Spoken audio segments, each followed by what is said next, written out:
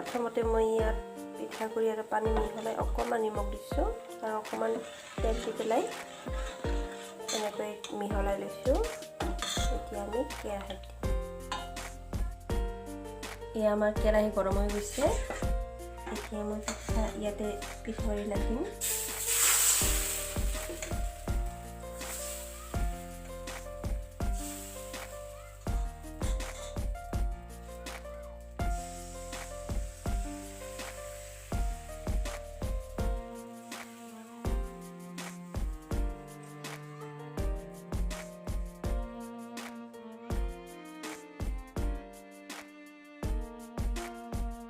এতিয়া মই ঢাকনিখন গুচাই চাম।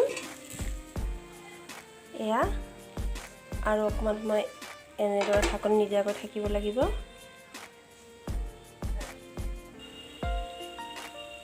এয়া অকণমান পিছত মই উঠাবলৈ চেষ্টা কৰিছোঁ। এয়া চোৱা,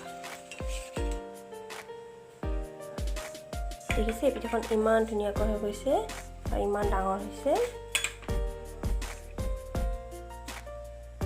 এই পিঠাখনক কয় খলা চুপুৰি পিঠা আৰু কোনোবাই কয় এইবিলাকক ৰুটি পিঠা বুলিও কয়। চাওক ৰুটি নিচিনা হৈছে এইবিলাক। এয়া মই আগতে বনাইছোঁ, ইমান ধুনীয়াকৈ ৰুমালৰ নিচিনা হৈ যায় পিঠাবিলাক।